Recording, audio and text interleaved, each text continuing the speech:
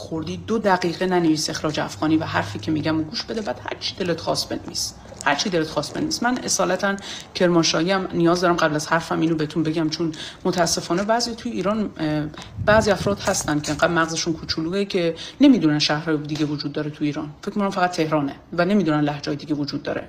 از طرفی هم بعضی انقدر مغزشون کوچولوئه که فکر می‌کنن اگر داری از انسانیت و از یه چیزی انسانی که داره اتفاق میفته، غیر انسانی که داره اتفاق میفته دفاع کنی، با حتما مال اون ملیت باشی.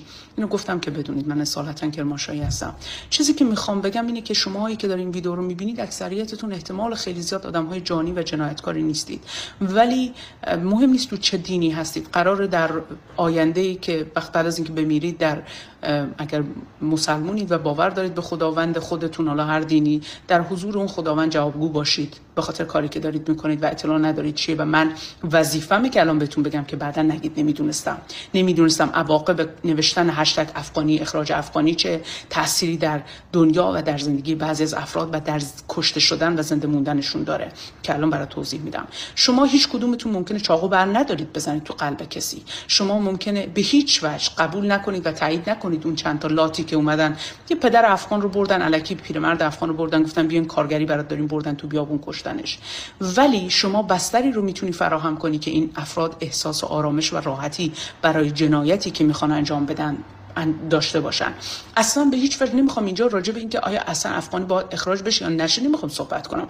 اصلا نمیخوام راجع به این صحبت کنم که خیلی از اینایی که دارن اخراج میشن توی کشور خودشون قراره به قتل برسن و کشته بشن، چون خیلی از افراد اصلا انسانیتی ندارن که چنین چیزی براشون مهم باشه که من بیام راجع بهش صحبت کنم. اصلا نمیخوام راجع به این صحبت کنم که خیلی از توی شرایط به وجود اومده بعضی از صاحبخونه‌ها به خاطر بی‌شرافتی میان این خانواده رو لو میدن، نه به خاطر اینکه میخوان افغان اخراج بشه، به خاطر اینکه میخوان پول پیش خونه رو به جیب بزنن.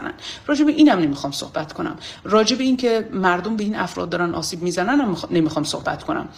چند تا چیز برای من اتفاق افتاد. ویدیو انقدر وحشتناکه من نمیتونم اینجا شیرش کنم که یه پسر نوجوان افغانه که داره میگه افغان با ماشین زیرش کن. چند تا لات. من که نمیرم، من اگه تو ایران بودم میرفتم میگم افغان زیرش کن، اصلا جرئت ندارم مورچه رو زیر کنم.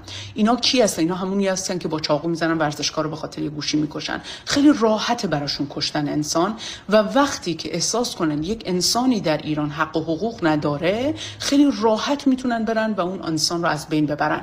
و چه زمانی این احساس امنیت و آرامش رو میکنن؟ 2 بخش داره این احساس امنیتی که به این اراذل و اوباش و قاتل ها داده شده.